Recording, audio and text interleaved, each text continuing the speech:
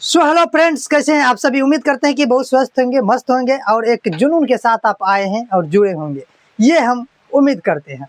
तो आज हम लोग क्या पढ़ने वाले हैं, आज हम लोग फिर से वर्णिका पढ़ने वाले हैं। एक वर्णिका का फर्स्ट चैप्टर दही वाली मगम्मा हम लोग पढ़ चुके हैं। अगर आपने नहीं देखा है तो पहले जाकर वो वीडियो देखिए, और ये वीडियो देख रहे हैं तो इसको पूरा कंटिन्यू वॉच कीजिए, उसके बाद देखिएगा। हम लोग अभी पढ़ने जा रहे हैं ढहते विश्वास। सर, कहानी का नाम ढहते विश्वास क्यों रखा गया है?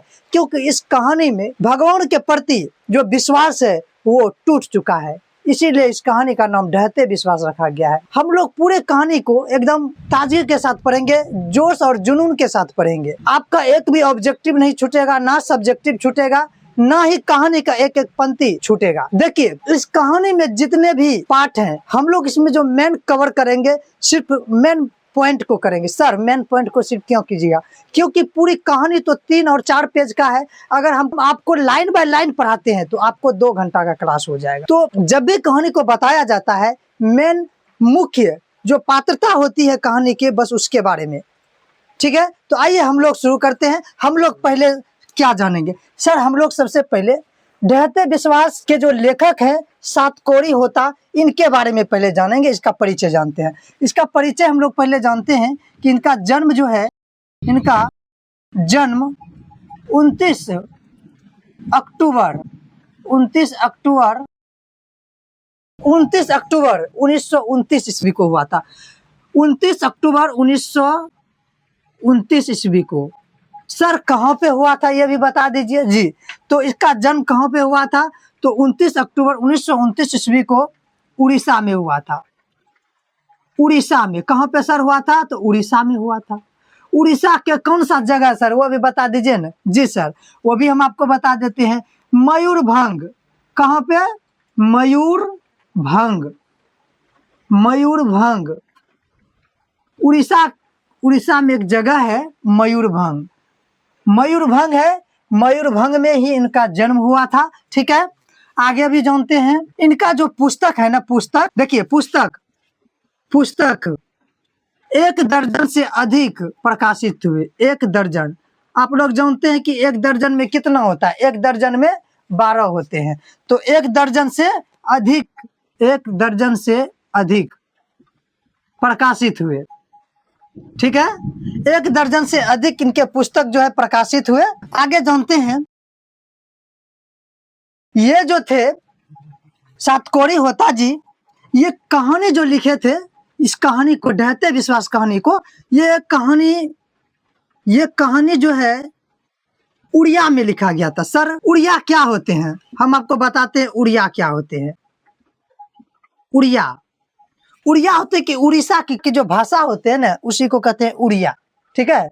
वहाँ उड़िया बोला जाता है, वहाँ की जो भाषा है उड़िया है। तो ये कहानी जो है, ये जो कहानी हम लोग पढ़ने जा रहे हैं ढहते विश्वास, ये कहानी उड़िया में लिखा गया है। यानी कि ये कहानी उड़ीसा में जो भाषा बोली जाती है उस टाइप में लिखा गया है। लेकिन सर, हम लोग जो हिंदी में पढ़ रहे हैं, इसको तो हिंदी में पढ़ रहे हैं, तो फिर इसका अनुवाद कौन किए जी? तो वो भी हम आपको बताते हैं। इस कहानी के अनुवाद करने वाले अनुवादक जो थे, हिंदी में रूपांतर करने वाले वो थे राजेंद्र मिश्र। कौन थे सर? वो थे राजेंद्र मिश्र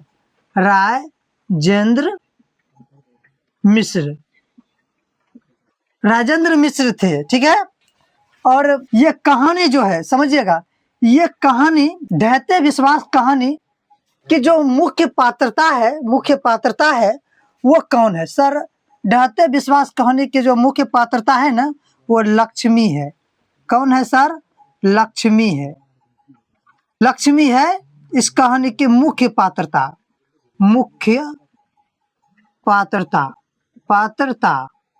ठीक है। इस चीज को याद रखेंगे, ठीक है। तो सर, हम लोग यहाँ तक जान गए हैं, इस कहानी को समझ गए हैं। हम लोग कवि परिचय को लिख डाले हैं, हम लोग ढहते विश्वास के जो लेखक है इनके परिचय को लिख डाले। अब हम लोग समझते हैं ढहते विश्वास कहानी के जो लेखक है वो सातकोरी होता है। कौन है? सातकोरी होता। इनका जन्म 29 अक्टूबर 1929 ईस्वी को कहाँ पे? उड़ीसा मयूरभंज में हुआ था। मयूरभंज एक जगह का नाम है जो उड़ीसा में पड़ता है। उड़ीसा की राजधानी भुवनेश्वर है, ठीक है। इनके पुस्तक 1 दर्जन से अधिक प्रकाशित हुए। कितने हुए? 1 दर्जन से अधिक। 1 दर्जन मतलब 1 दर्जन में कितने होते हैं? 12 होते हैं, यानी कि 12 से अधिक इनके पुस्तक प्रकाशित हुए। क्या हुए? प्रकाशित हुए। ये भी आपको याद रखना है। देखिए, हम इसमें आपको ये भी बता देंगे कि क्या क्या याद रखना है, क्या छोड़ देना है, ठीक है। ये कहानी जो है उड़िया कहानी है। ये कहानी उड़िया कहानी है।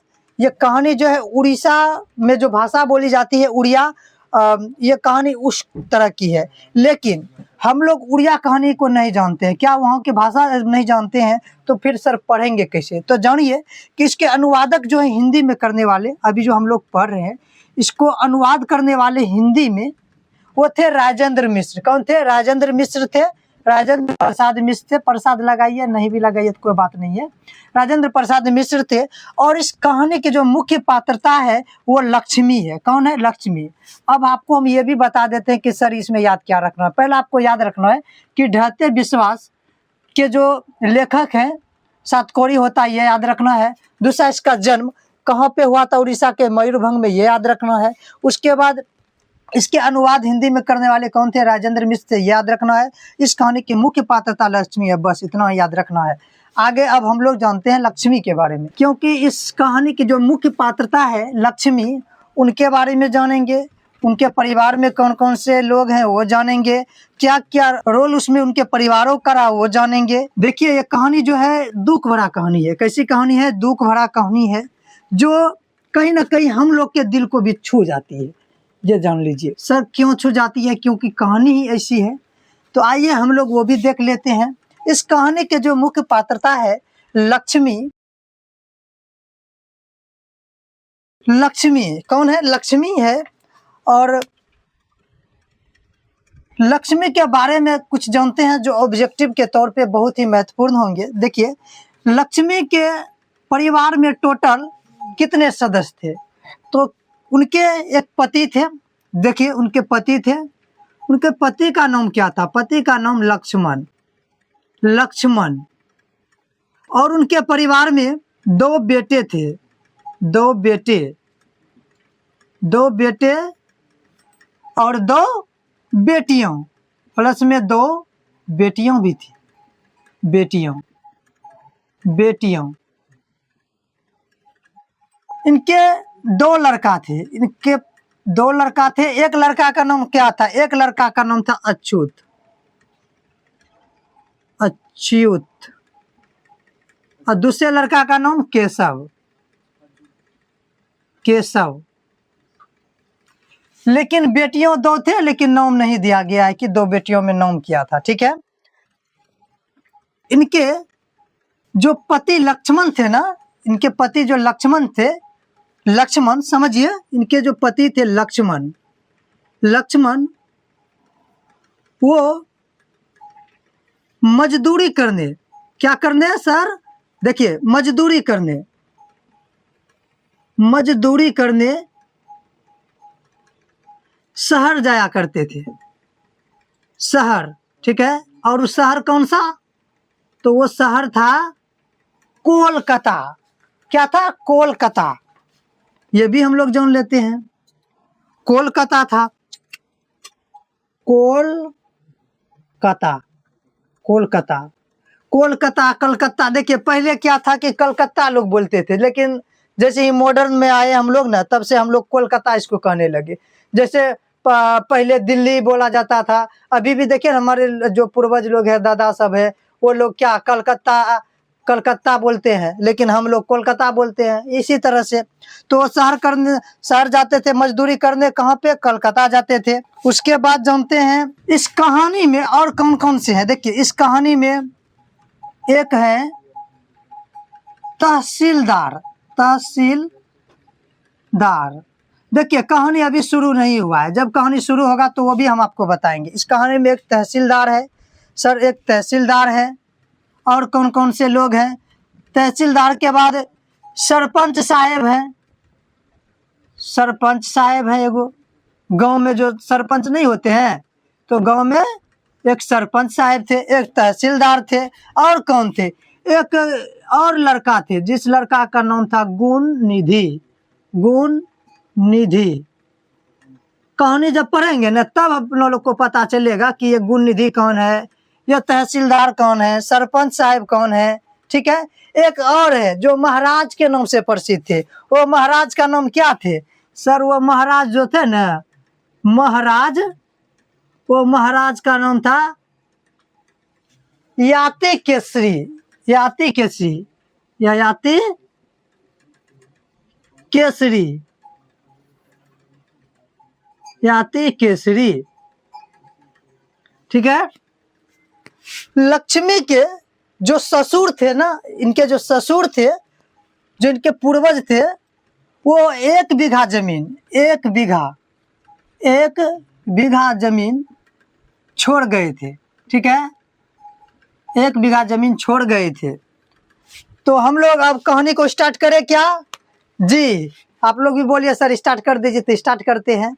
देखिए इस कहानी में क्या क्या बीता है, कैसी ये कहानी है। बहुत सालों की बात है कि लक्ष्मी जो थी, लक्ष्मी अपने ससुराल आई हुई थी। जब शादी हुआ इनका तो ये आई अपने ससुराल। तो इनका बीता 28 वर्ष हो चुका था। ठीक है, इनका बीता कितना वर्ष हो चुका था? 28 वर्ष हो चुका था। तो ये अपने गांव, जो गांव इनका ससुराल था, उस गांव के जो बड़े बुजुर्ग थे। इस कहानी में देखिए प्रकोप क्या चीज का है, इस कहानी में डर क्या चीज का है, भय क्या चीज का है? तो वो बाढ़ का है। ठीक है, वो बाढ़ का है जो हर एक साल हम लोगों को इधर आता है। ठीक है, तो कहानी में क्या क्या होता है सर? कहानी में यही होता है कि पहले लक्ष्मी के गांव में हर एक साल बाढ़ आया करता था, हर एक साल पानी आया करता था, नदियों का पानी आया करता था। हर साल के तरफ किसान जो थे वहाँ के पानी के बाद फसल को बोने का इंतजार किया करते थे। तो इसी तरह हर एक साल बीतता गया और एक समय आया जब भादों का महीना शुरू हुआ तो पानी बहुत ज़्यादा मतलब वर्षा होने लगा, पानी की बारिश होने लगा और नदियों में समझिए, और नदियों का जो जल स्तर था वो ऊपर उठने लगा। और लक्ष्मी का जो घर था, समझिएगा, लक्ष्मी का जो घर था, इधर हम लोग समझते हैं, लक्ष्मी का जो घर था ना, लक्ष्मी का घर हम लोग देख रहे हैं कि ये घर है लक्ष्मी का। ये घर किसका है? ये लक्ष्मी का सर घर है। नहीं घर है जी सर, घर है। ये लक्ष्मी का घर है। लक्ष्मी के घर के ठीक सामने एक बांध था। सर क्या चीज का बांध था? इस तरह का एक बांध था। उस बांध का नाम क्या था? बता सकते हैं? बताइए तो कमेंट में आप लोग। इस बांध का क्या नाम था? लक्ष्मी के घर के ठीक सामने थोड़ी ही दूर पे एक बांध था। नहीं था जी बांध? एक बांध था। उसके घर के सामने के एक सामने, यानी कि जिसको हम लोग कहते हैं मेन, एक मेन बांध था। ये सर मेन बांध क्या था? ये बांध के पहले इस बांध के नीचे जो था वो नदी पड़ती थी। इस बांध के नीचे नदी पड़ती थी। उसके बाद ये बांध जब तक टूटेगी नहीं तब तक इनका घर दह नहीं सकता है। ये बांध के बाद एक बांध था, अगर ये बांध टूट जाए तब जाके लक्ष्मी के घर के अंदर पानी आ सकता था। ठीक है, ये भी हम लोग को समझना है। तो ये जो बांध था ना, इस बांध का नाम था दलई बांध, दलई का बांध। ठीक है, दलई का बांध। ये लोग को हम लोग को समझना है, तब जाके कहानी समझ में सर आएगा। और ये जो बांध था ना, इस बांध का नाम था देवी नदी का बांध। देवी, ये क्या है? देवी। तो आपको क्वेश्चन में पूछा जाएगा कि लक्ष्मी का घर किस नदी के मतलब नीचे था? तो देवी नदी। कौन सा? देवी नदी। तो हम लोग ये समझ गए। अब हम लोग कहानी को जब समझेंगे ना तब बहुत ही अच्छा लगेगा। हर एक साल की तरह बारिश थम नहीं रही थी। भादों का महीना शुरू हो गया और लक्ष्मी को लग रहा था कि इस बार फिर पानी बहुत ज़्यादा आएगी। उन्होंने अपने गांव के पूर्वजों से सुना था कि 55 में, इस कहानी में एक 55 में एक बाढ़ आई हुई थी, जिसे हम लोग के इधर 2008 में भयानक बाढ़ आई थी, जिसमें बहुत ही दुख वेदना सहना पड़ा हम लोगों को। उसी तरह से इस कहानी में 55 के ईस्वी में बहुत ही भयानक बाढ़ आई थी। वो लक्ष्मी अपने गांव के बड़े बुजुर्गों के मुंह से सुने थे।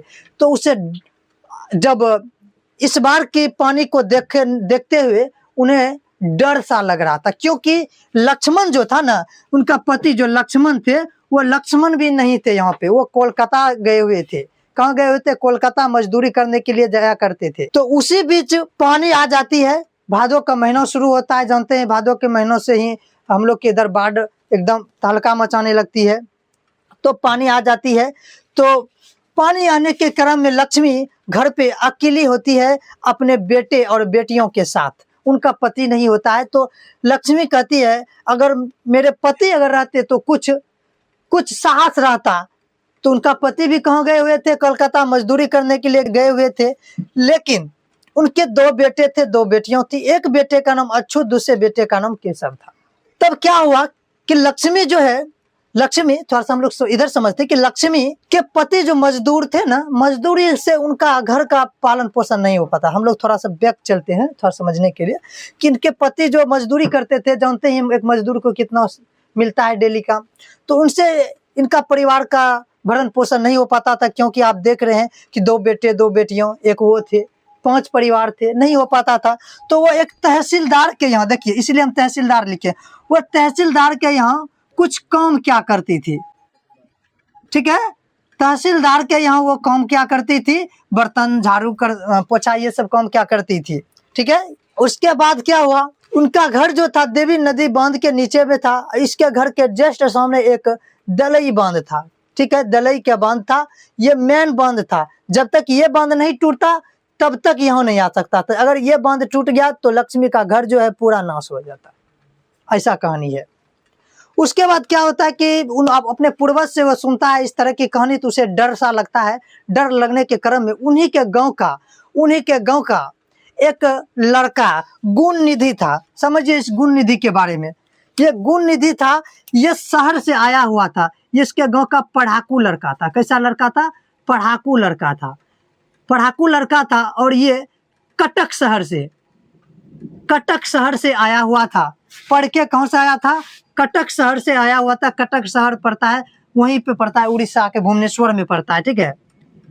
भुवनेश्वर में पड़ता है, भुवनेश्वर में कटक शहर पड़ता है। तो ये गुण निधि के गांव का एक पढ़ाकू लड़का था जो कटक शहर से आया हुआ था। आपको ये भी पूछ सकता है ऑब्जेक्टिव, याद रखिए, कटक शहर से आया हुआ था। जब ये गांव में आया तो उन्होंने गांव जाके एक चेतावनी दे दिया, क्योंकि बाढ़ शुरू हो गया था, पानी चारों तरफ फैल गई थी। बड़े बुजुर्ग जो कह रहे थे वो सुन के, कहानी को सुन करके लक्ष्मी को बहुत डर सा लग गया था।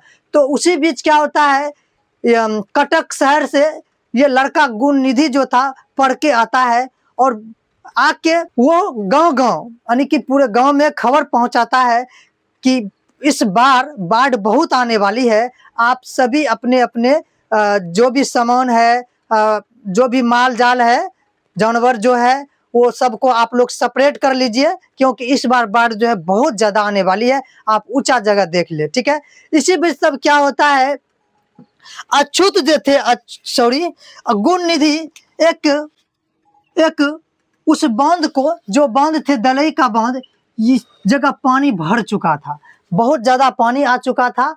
किस नदी का पानी? तो हम आपको बता दें कि मोहन नदी का पानी। उड़ीसा में मोहन नदी है और मोहन नदी पुल पर, समझिए मोहन नदी पुल है, इधर हम लोग समझते हैं मोहन नदी पुल है।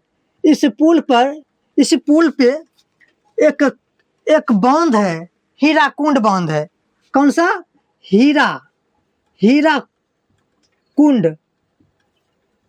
हीराकुंड बांध है, समझिए हीराकुंड बांध है। और इसको हीराकुंड बांध को बनाने के लिए, महानदी को हीराकुंड बांध को बनाने के लिए ये जो राजा थे, समझिए यहाँ समझिए, महाराज याति केसरी ने पत्थर का बांध बनवाया था, यानी कि पत्थर वहां पे लगवाया था।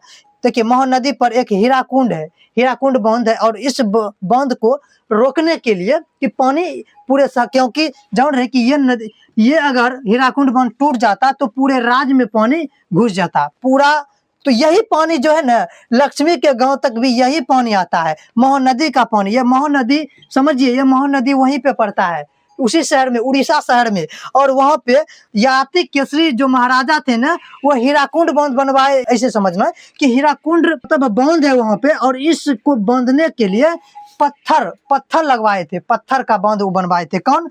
याति केसरी। क्या चीज का? पत्थर का बांध। ये आपको याद रखना है। आपको पूछा जाएगा याति केसरी हीराकुंड बांध पर बांधने के लिए क्या लगवाए थे, तो पत्थर लगवाए थे। ठीक है, आगे अब हम लोग समझते हैं। इसी क्रम में इनका गांव का गुणनिधि जो था, उन्होंने एक दल बनाया। दल इसीलिए बनाया गया कि पानी, दलई का बांध था, यहाँ पे पानी पूरा भर चुका था, पूरा पानी भर चुका था। अब इनको रोकने के लिए, इस बांध को रोकने के लिए, समझ रहे हैं, इस बांध को रोकने के लिए गांव में एक दल को बनाया गया, स्वच्छता सेवक का। स्वच्छता सेवक का, यहाँ देखिए, स्वच्छता सेवक का एक दल बैठा। इस दल में क्या हुआ कि जितने भी गांव के युवा पार्टी थे, जितने भी युवा लोग थे, तो इस कमेटी में गुणनिधि ने सभी लड़कों को बुलाया और बताया कि देखिए दलई का बांध जो है अब ये टूटने वाला है। वहां पे रह कर हम लोगों को रात भर वहां पे निगरानी में रहना होगा। अगर थोड़ा सा भी कहीं पर टूट जाता है तो उसमें मिट्टी देकर, बोरा देके उसको मूंदना होगा, मतलब उसको बंद करना होगा। तो गुणनिधि सभी लड़कों को लेकर दलई के बांध पे जाता है और वहां जाके रात भर उसकी निगरानी करता है। इसी क्रम में लक्ष्मी भी अपने बड़े बेटे अच्युत को भेजता है। ठीक है, आपको क्वेश्चन पूछा जाएगा ये। ठीक है, लक्ष्मी दलई बांध को निगरानी के लिए अपने किस लड़का को भेजा था, मतलब बड़े लड़का को भेजा था। ये कौन से लड़का को भेजा था? तो अच्युत को भेजा था। लक्ष्मी अपने बड़े बेटे अच्युत को भेज दिया निगरानी करने के लिए। लड़कों दल के पार्टी में इनको भी भेज दिया, अपने बड़े लड़के अच्युत को भी भेज दिया। ठीक है, तब क्या हुआ, रात भर इस दलई बांध का निगरानी होते रहा। होते बारिश तो थम नहीं रहा था, बारिश पूरा हो रहा था। इसी बीच सरपंच साहब जो थे ना, किधर गए सरपंच साहब? इधर है सर। तो ये सरपंच साहब जो थे ना, ये गुणनिधि ने सरपंच साहब को इन्फॉर्म किए। क्या किए? गुणनिधि ने बताया कि देखिए पानी सर बहुत बढ़ गया है, बहुत ही ज्यादा हो गया है, लगता है कि अब ये बांध टूट जाएगा। क्या हो जाएगा? अब ये टूट जाएगा। तब जाके सरपंच जी बोले गुणनिधि को तुम गांव में जाके कह दो कि जितने भी लोग हो सभी टीले पे चले जाइए। टीले पे चले जाइए का मतलब स्कूल में चले जाइए। कहाँ जाने की बात करते हैं? सरपंच साहब कहते हैं टीले पे चले जाइए। टीले होता है स्कूल होता है, इसमें जिक्र किया गया स्कूल। टीले स्कूल पे जाने की बात करते हैं। टीले यहाँ पे देखिए, टीले वहाँ की भाषा होगा, स्कूल को टीले कहा जाता होगा। तो सरपंच साहब कहते हैं कि सभी को बोल दीजिए कि ऊंचा स्थान पे चले जाने के लिए, जहाँ पे मतलब सुरक्षा है, स्कूल सबसे अच्छा, वहां पे कहिए चले जाने के लिए।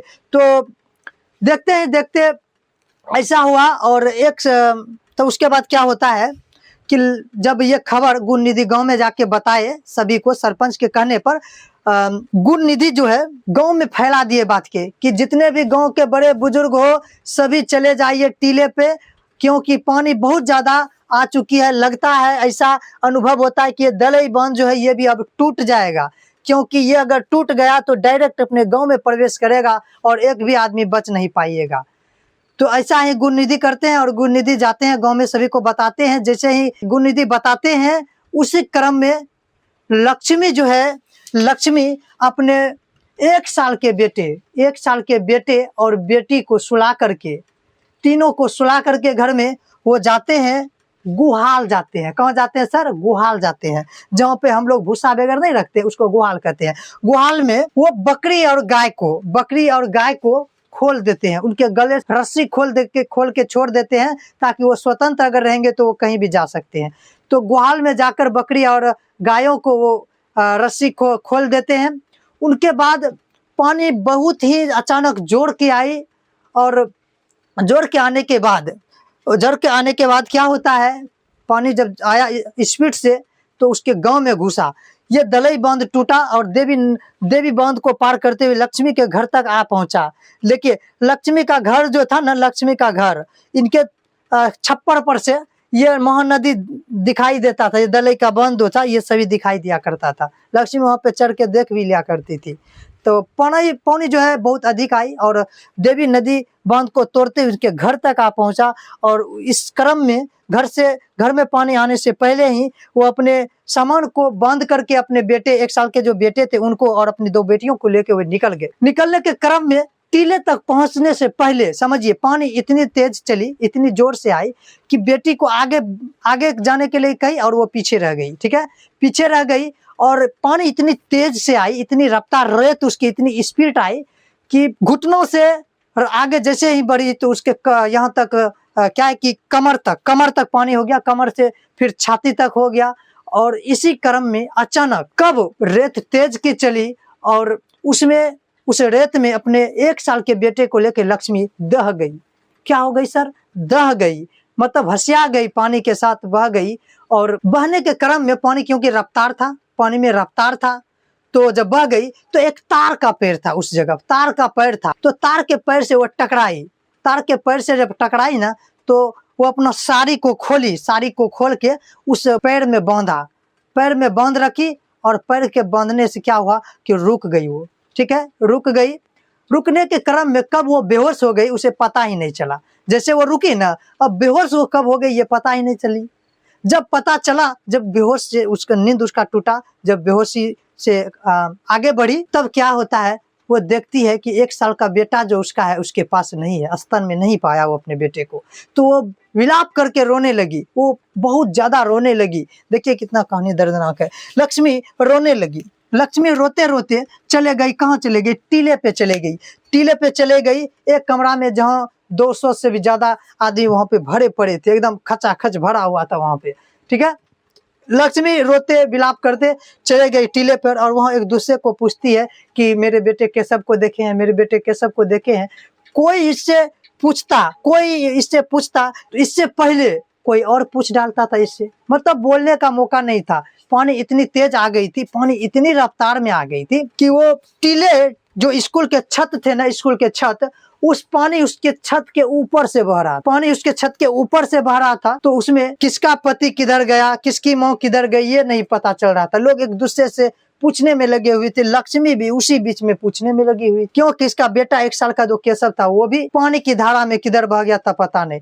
छत पे जो पानी आए थे ना, वो पानी ऊंचा, देखिए छत का, स्कूल का जो छत होता है कितना ऊंचा पे रहता है, वहां से पानी निकल गया। उतना ज्यादा आ रहा था कि इसका लक्ष्मी का जो घर था ना, इनका तो पता नहीं था कब गया, कोई पता नहीं था। इसी बीच में क्या होता है, थोड़ा हम आपको पीछे लेके जाते हैं, एक कहानी थोड़ा सा आगे हो गया कि जब लक्ष्मी अपना बोरिया बिस्तर बांध के टीले पे जा रही थी, तो ये अपने बेटे, बड़े बेटे इनके जो थे, अच्युत जो थे, इनका भी इंतजार कर रहे थे कि वो बेटा मेरा आएगा, लेकिन ये नहीं आया।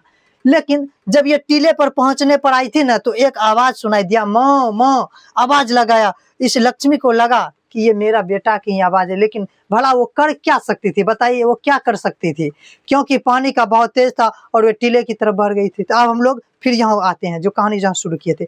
तो क्या होता है कि ये अपने छोटे बेटे को खोजती रहे, विलाप करती रहे। तो इसी क्रम में वो देखती है कि एक लड़का पानी की तेज धारा में बहते हुए आ रही है। तो दूर से ही लक्ष्मी अपने उस लड़का को देखती है, लेकिन उस लड़का उसका था नहीं। ये कहानी याद रखिए, एक कहानी याद रखना है कि लड़का उसका नहीं था, लेकिन वो तेज बहाव में जो मरा पड़ा आ रहा था, उसके पीछे भी एक मरा पड़ा आ रहा था, यानी कि 2 लाश था, एक आगे एक पीछे। और वो लाश आके तार के जो 2 पैर थे ना खड़े, 2 पैर थे खड़े, उस पैर के बीच में आके वो फंस गया। तो लक्ष्मी को बहुत डर लगा, मेरा बेटा तो नहीं है, ऐसा हुआ। तो लक्ष्मी वहां पे जाके देखती थी, उसका बेटा नहीं था। लेकिन उस बेटे को देखकर लक्ष्मी को बहुत रोना आया और अपने सीने से सटा लिया और अपने स्तन की दूध तक पिला दी। लेकिन उसका बेटा केशव नहीं मिला, ना ही अच्युत मिला। इसका परिवार क्या हुआ, एकदम खत्म सा लगने लगा। इनके जो पति थे वो भी कलकत्ता में थे। इनके जो ससुर थे ना, ससुर के बारे में थोड़ा जान लीजिए। इनके जो ससुर थे, जब याति केसरी महाराज महानदी पे हीराकुंड था, इस हीराकुंड बांध को बांधने के लिए पत्थर जब दिया जा रहा था, तो इसी में काम करने के क्रम में इनके गांव का पूर्वज का कहना है कि इनका जो ससुर थे वो उसी में दब के मरे गए। ठीक है, तो कहानी हमारा इतना ही था, इससे ज्यादा और कुछ भी नहीं है।